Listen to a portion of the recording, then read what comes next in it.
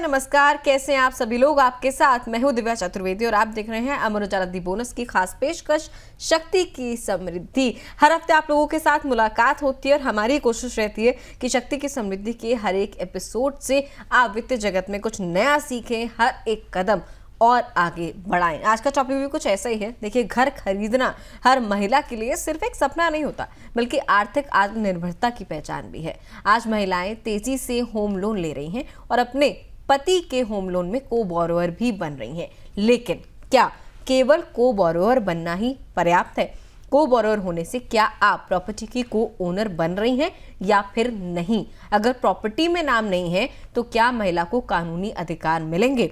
EMI, tax benefit, credit score और property right से जुड़े ऐसे कई सवाल हैं जिन्हें नजरअंदाज करना भविष्य में भारी पड़ सकता है, ठीक वैसे जैसे बेंगलुरु की सुमिता पिल्लई को पड़ा। बेंगलुरु की रहने वाली सुमिता पिल्लाई ने शादी के 1 साल बाद अपने पति के साथ होम लोन लिया था। ईएमआई दोनों मिलकर भर रही थी, लेकिन प्रॉपर्टी डॉक्यूमेंट्स में केवल पति का नाम था। कुछ सालों बाद एक हादसे में उनके पति की मृत्यु हो गई। तब सुमिता को पता चला कि वो जिस होम लोन को चुकाने में भागीदार थीं, उस घर पर कानूनी तौर पर उनका कोई मालिकाना अधिकार नहीं है। वहीं टैक्स बेनिफिट का पूरा फायदा भी उन्हें नहीं मिल पाया। इसके बाद उन्हें फाइनेंशियल एक्सपर्ट्स और लॉयर्स के कई चक्कर काटने पड़े। तो देखा आपने, आपके साथ सुमिता पिल्लई जैसी स्थिति ना हो, इसीलिए हम आज का शक्ति की समृद्धि का एक खास एपिसोड लेकर आए हैं। आज के शो में क्या कुछ बातचीत होने वाली है ये आपको बता देते हैं कि ऑन द शो क्या क्या है आपके लिए। होम लोन में महिलाओं के लिए विशेष फायदे क्या कुछ हो सकते हैं? अगर आप एक महिला हैं, घर लेने का सोच रही हैं या फिर अपने पार्टनर के साथ को बोरोवर बनने का सोच रही हैं, तो क्या कुछ फायदे हैं? को बोरोवर और को ओनर में क्या अंतर होता है, जो आज का मुद्दा है, मेजर थीम है, इस पर बातचीत होगी। कैसे हो महिलाओं की ईएमआई प्लानिंग, ईएमआई किस तरीके से आप प्लान कर सकती हैं अपनी नौकरी के साथ, बाकी खर्चों के साथ ईएमआई कैसे निकाल सकती हैं। लोन डिफॉल्ट का क्रेडिट स्कोर पर असर क्या पड़ता है, कितना ज़्यादा खामियाजा आपको भुगतना पड़ सकता है अगर लोन डिफॉल्ट हो जाता है तो। इसके अलावा होम लोन लेते वक्त क्या सावधानियां जो हैं आपको ज़रूरी तौर से बरतनी चाहिए ताकि इस तरीके की चूक जो है ना हो। तमाम चीज़ों पर चर्चा होगी और आज के एपिसोड में इन तमाम मुद्दों पर विस्तार से बात करने के लिए हमारे साथ जुड़ रही है हमारी बहुत ही बेहतरीन मेहमान, certified financial planner Shweta Shastri. Ma'am बहुत बहुत स्वागत है आपका। शुक्रिया।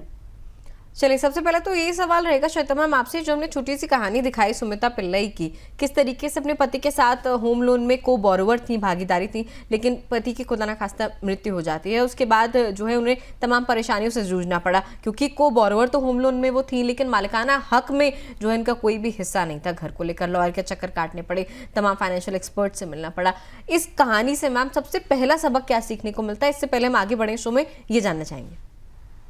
सबसे पहली बात तो यही है कि कभी आप प्रॉपर्टी खरीदने के लिए जब भी अप्लाई करते हो बैंक में या फिर आपके पार्टनर के साथ, तो को ओनरशिप होना बहुत ज्यादा जरूरी होता है और इसके बारे में जानकारी होना भी बहुत ज्यादा जरूरी होता है, ऐसा मुझे लगता है। ठीक है, क्या कुछ जानकारी होनी चाहिए, इस पर आगे चलकर शो में हम लोग चर्चा करेंगे। मैम, आज महिलाओं की जो है होम लोन बोरोइंग में हिस्सेदारी लगातार बढ़ रही है, आंकड़े भी हमें दिखाते हैं। सबसे पहले ये समझाइए कि बैंक और हाउसिंग फाइनेंस कंपनियां जो हैं महिलाओं को होम लोन में जो है क्या कुछ विशेष फायदे देती हैं, क्या इस तरीके की फैसिलिटीज हैं जो सिर्फ महिलाओं को मिल रही हैं? देखिए, सरकार और बहुत सारी फाइनेंशियल इंस्टीट्यूशंस जो है महिलाओं की प्रॉपर्टी ओनरशिप में हिस्सेदारी बढ़ाने के लिए बहुत सारी सुविधाएं या बहुत सारे फायदे अभी जारी किए जा रहे हैं। तो उसमें सबसे पहली बात अगर हम देखें तो बैंक में जो भी इंटरेस्ट रेट पे आपको होम लोन मिलता है, तो वहाँ पे आपको 0.05% से लेके 0.1% तक का बेनिफिट मिलता हुआ दिख सकता है। मतलब जो भी आप इंटरेस्ट रेट पे आप प्रॉपर्टी बाय कर रहे हो, तो इंटरेस्ट रेट आपको 0.05% से लेके 0.1% तक कम पे आप होम लोन बोरो कर सकते हो। ये पहली चीज है, महिलाओं को ध्यान में रखनी चाहिए। दूसरी जो बेनिफिट मिलता है अगर महिला अप्लाई कर रही है लोन के लिए, तो वहां पे आपको जो भी स्टैंप ड्यूटी पे करनी पड़ती है, तो वो भी आपको 1% से 2% तक कम पे करनी पड़ सकती है अगर महिला वहां पे अप्लाई कर रही है तो ये थोड़े छोटे नंबर्स लग सकते हैं शुरू में, पर जबकि हम बात करते हैं कि होम लोन का जो टेन्योर होता है आपका 20 से 25 साल तक का होता है, और अगर इंटरेस्ट रेट आपको 1%, 0.1% तक भी कम का मिल जाए, तो भी आपको बहुत सारा फायदा होता हुआ लंबे समय में उसमें दिख सकता है।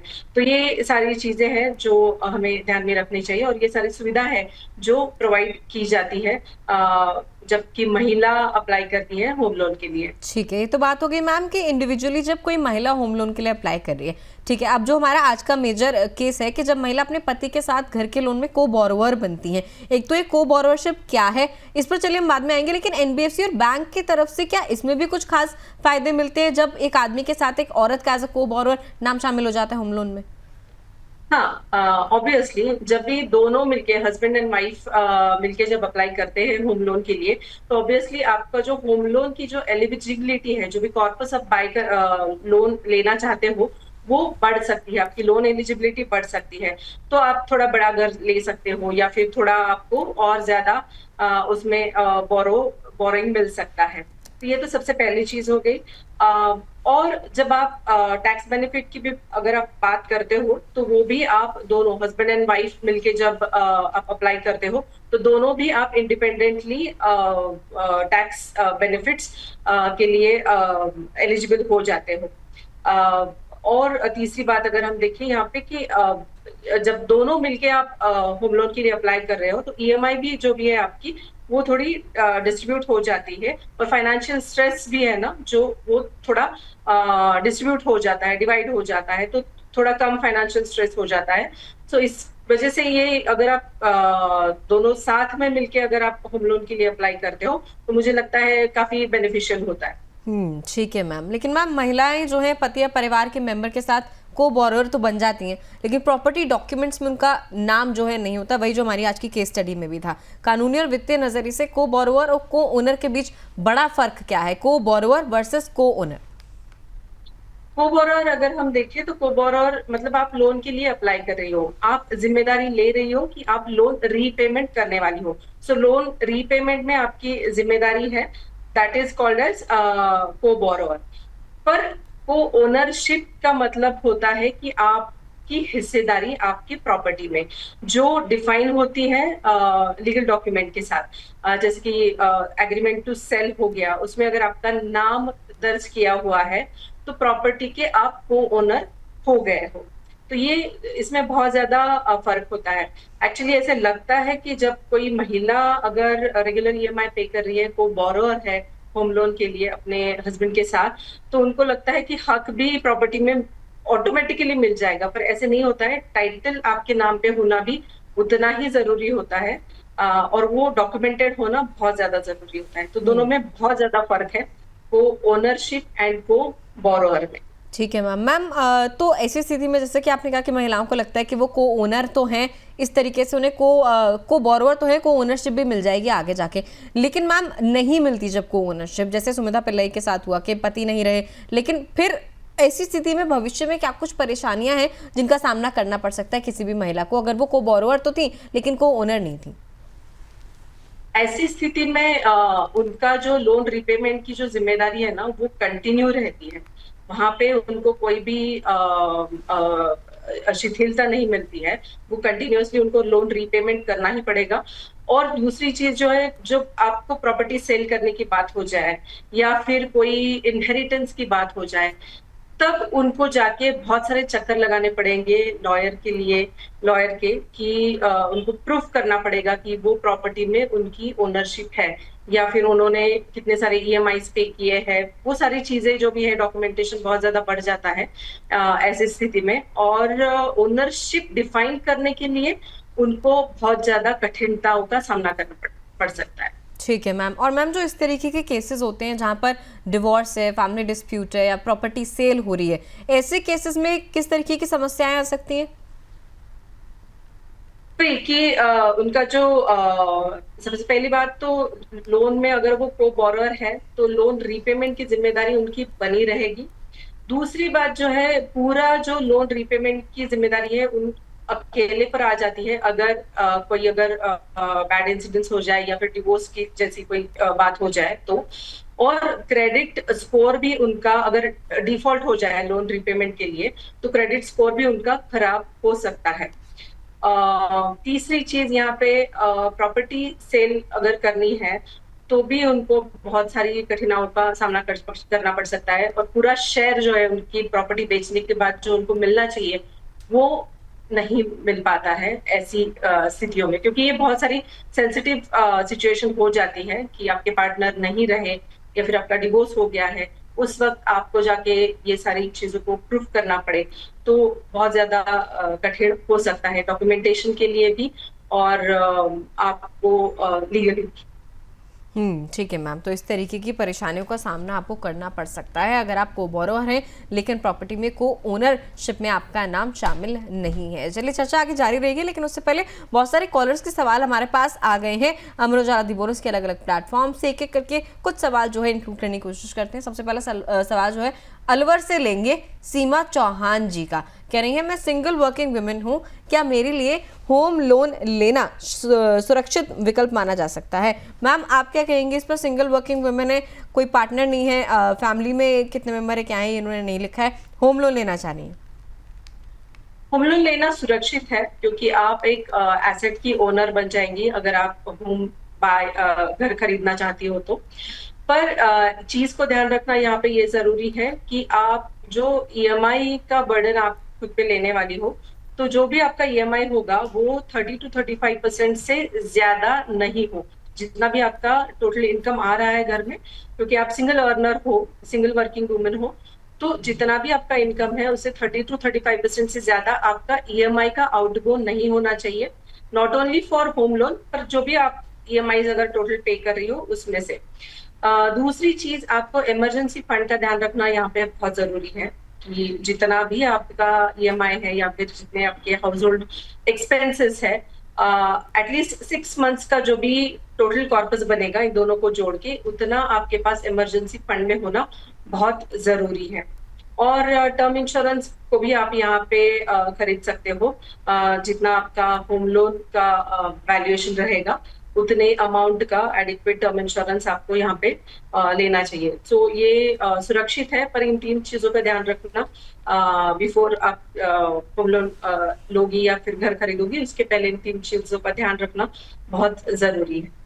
ठीक है, तो सीमा चौहान जी ये चीज़ें इंश्योर करके आपको आगे बढ़ना है अगर आप होम लोन लेने जा रही हैं तो। इसके अलावा कानपुर से एक सवाल आया है रश्मि पांडे जी का। कह रही है मैं अपने पिता के होम लोन में को बोरोवर हूँ लेकिन घर का मालिकाना हक मेरे पास नहीं है, पिता के पास ही है। ऐसे में भविष्य में वित्त सुरक्षा के लिए मुझे क्या करना चाहिए? मुझे लगता है मैम ये एक प्रॉब्लम है भी आजकल के टाइम में, खास करके, और अगर मेट्रो सिटीज़ में देखें वहाँ पर भी है, क्योंकि कोई भी अगर घर का ब्रेड अर्नर जो है होम लोन लेता है तो उसकी बीवी हो गई या फिर बच्चे हो गए, उनका नाम जो है को बोरोवर में आ जाता है, अगर अर्निंग है या फिर अर्निंग नहीं भी है तो भी। ऐसी स्थिति में क्या करना चाहिए? और जो रश्मि पांडे जी का सवाल है कि भविष्य में अपने आप को फाइनेंशियली कैसे सेफ रखें? अगर वो को बोरोवर है तो अगर टेक्निकली देखें तो को ओनर होना भी उतना ही जरूरी है, पर यहाँ पे उनका वो डॉक्यूमेंटेशन है नहीं, वो को ओनर है नहीं यहाँ पे, तो हम मुझे लगता है कि उन्होंने ये डॉक्यूमेंट करना बहुत जरूरी है। विल के थ्रू ये डॉक्यूमेंट किया जा सकता है अपने पिता के साथ कि इस होम जो भी घर है आपका उसमें आप को बोरोवर है एंड उसमें आपका कितना शेयर है ये आप विल में नोटिफाई कर सकते हो।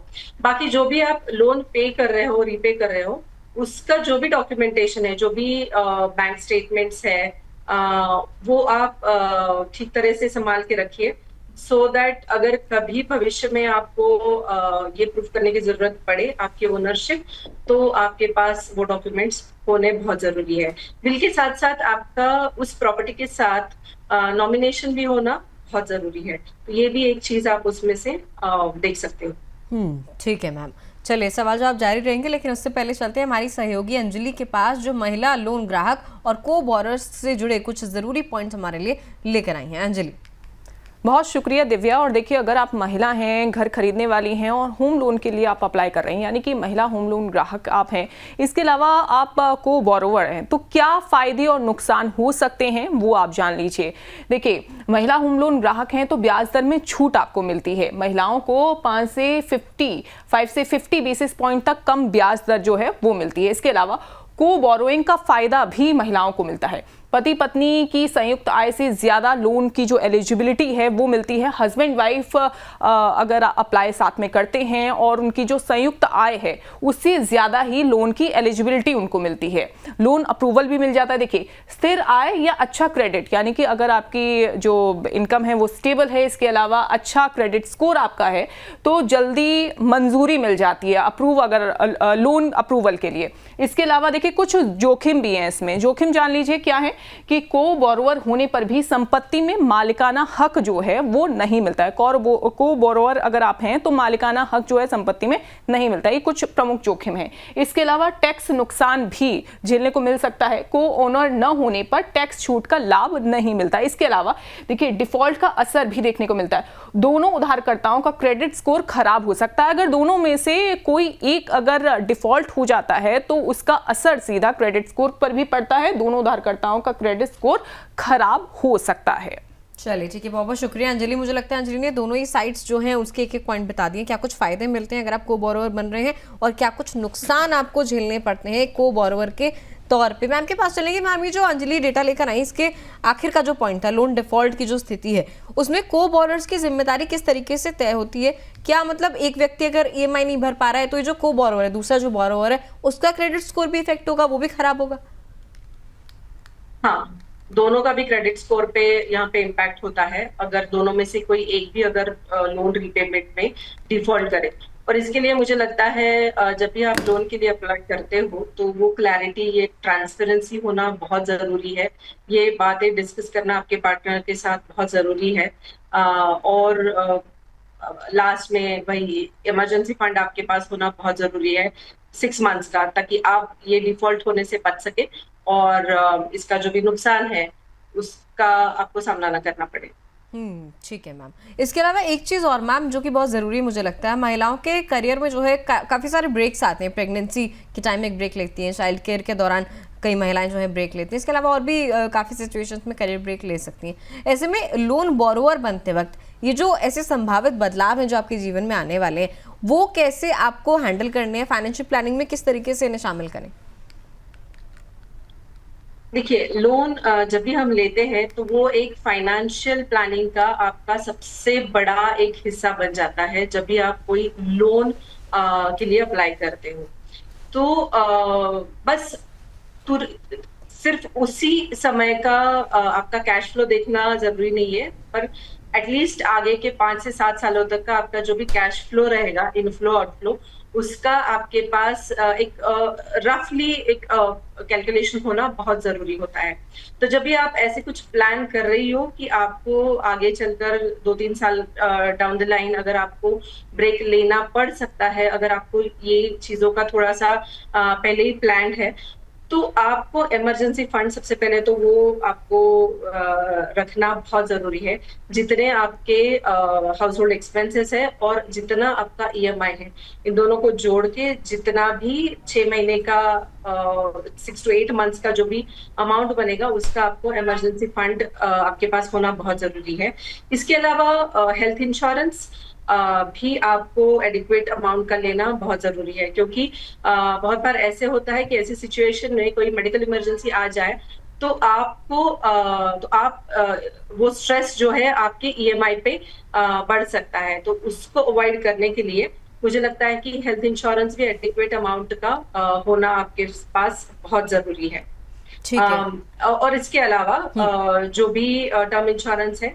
चलिए ठीक है, जैसे कि मैम ने कहा कि अगर आप होम लोन ले रही हैं और किसी भी स्थिति में आपको अगर अपना भविष्य सिक्योर करना है तो आपके पास एक टर्म प्लान होना ज़रूरी है। हेल्थ इंश्योरेंस भी आपको लेकर आगे बढ़ना चाहिए। इसके अलावा मैम एक ज़रूरी पॉइंट और जो आपने बीच में छेड़ा भी था उस पर थोड़ी सी और क्लैरिटी हम चाहेंगे। कोई भी महिला अगर को बोरोवर के तौर पर जो है अपने पति का या फिर अपने पिता के लोन में को बोरोवर है, डाउन पेमेंट में अगर वो हिस्सा दे रही है अपनी कमाई का या फिर ईएमआई में फाइनेंशियल कंट्रीब्यूशन कर रही है, तो उसे अपने कंट्रीब्यूशन के जो रिकॉर्ड्स हैं किस तरीके से वो सेफ रख सकती है, ताकि भविष्य में अगर प्रॉपर्टी क्लेम करने की स्थिति आती है तो फिर उसके लिए वो जो है आसान हो जाए थोड़ा सा।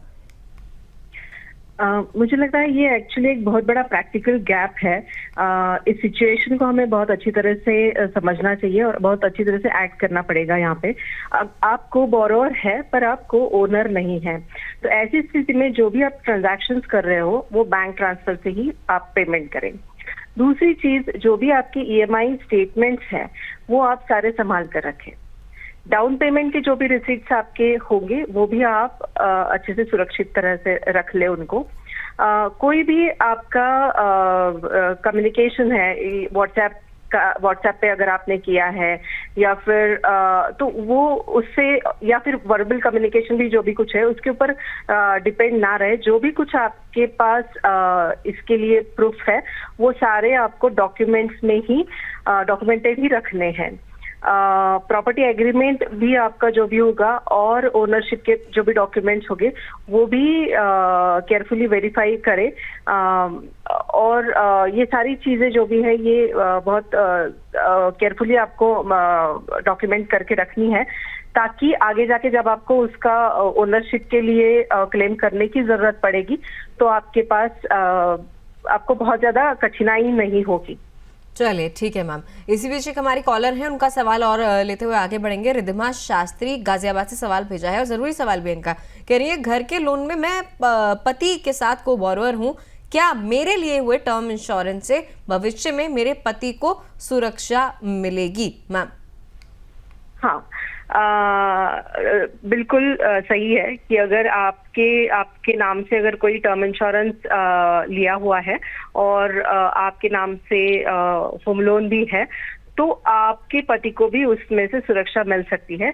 पर उसमें कंडीशन यही है कि जो भी इंश्योरेंस अमाउंट है वो एडिक्वेट होनी चाहिए। मतलब जितना आपका होम लोन है उतनी एटलीस्ट उतनी अमाउंट का आपका प्रोटेक्शन होना चाहिए with that insurance. So term insurance ideally ऐसे होता है कि आपका जो भी होम लोन लायबिलिटी है उसको कवर करने के लिए भी कंसिडर किया जा सकता है। तो सही है कि आपके जो भी पति को है उनको सुरक्षा मिलेगी आपके टर्म इंश्योरेंस के साथ होम लोन रीपेमेंट के लिए। ठीक है मैम। चलिए मैम, तमाम चीज़ें हमने कवर करी, तमाम चीज़ों पर चर्चा हुई हमारी और बहुत ही ज़रूरी टॉपिक था क्योंकि इस तरीके के केसेस बहुत ज़्यादा देखे गए हैं जहाँ महिलाएं को बोरोवर तो हैं किसी भी होम लोन में लेकिन को ओनरशिप प्रॉपर्टी की उनके पास नहीं है और भविष्य में जाके उन्हें काफ़ी मुश्किलों का सामना इस कारण करना पड़ सकता है। मैम जाते जाते 3 टिप्स आपसे चाहेंगे उन महिलाओं के लिए जो फर्स्ट बोरोवर हैं होम लोन में या फिर को बोरोवर हैं, उन्हें क्या ये 3 टिप्स जो है जो फॉलो करके चलनी चाहिए? जो भी महिलाएं अभी ये हमारा शक्ति की समृद्धि शो देख रही है, मुझे लगता है वो अभी तक समझ गई होगी कि प्रॉपर्टी ओनरशिप होना कितना जरूरी है। सो सबसे पहले को बोरोवर के साथ को ओनरशिप भी होना उतना जरूरी है। मुझे लगता है यही सबसे पहली इम्पोर्टेंट टिप होगी यहाँ पे समझने के लिए। दूसरी बात जो है कि जो भी आपके ईएमआई आप प्लान कर रही हो, जितना भी होम लोन आप लेने जा रही हो, तो ईएमआई को अच्छी तरह से प्लान करें जितना आप कंफर्टेबली मैनेज कर सकती हो कंसिडरिंग जो भी आपके फ्यूचर अनसर्टेनिटीज है। तो आपका जो भी टोटल इनकम है उसमें से 30 to 35% से ज्यादा आपकी ईएमआई नहीं होनी चाहिए। ये चीज मुझे लगता है कि दूसरी बहुत इंपॉर्टेंट है जो हमें यहाँ पे ध्यान देनी चाहिए। और तीसरी टिप मैं यहाँ पे ये बताना चाहूंगी कि जो भी आपका फाइनेंशियल कंट्रीब्यूशन है उसके लिए जो भी आपके लीगल डॉक्यूमेंट्स है वो सारे प्रॉपरली आप रिकॉर्डेड रखें, क्योंकि लॉन्ग टर्म में फाइनेंशियल सिक्योरिटी अगर आपको बना कर रखनी है तो डॉक्यूमेंटेशन बहुत ज़्यादा ज़रूरी है ताकि आपको आगे जाके और ज़्यादा कठिनाइयों का सामना नहीं करना पड़े। तो मुझे लगता है ये 3 चीज़ें हैं जो एक्चुअली वर्क करेंगी कोई भी महिला अगर को बोरोवर को ओनर बनती है होम लोन लेने के लिए। तो इन 3 चीजों के साथ वो बहुत ही कॉन्फिडेंस के साथ अपना घर खरीद सकती है, मुझे लगता है आफ्टर हमारा ये शक्ति की समृद्धि शो देखने के बाद। बिल्कुल, चलिए बहुत बहुत शुक्रिया श्वेता मैम, आज के शो में आप जुड़ी और तमाम चीज़ों पर आपने क्लैरिटी दी किस तरीके से ज़रूरी मुद्दा है को बोरोवर अगर कोई भी महिला है तो को ओनरशिप में भी उनका नाम उन्हें इंक्लूड कराना चाहिए या फिर जो तमाम चीज़ें हैं जिस तरीके से उन्हें अपने भविष्य को वो सिक्योर कर सकती हैं वो करके आगे बढ़ना चाहिए। Thank you so much Shweta ma'am.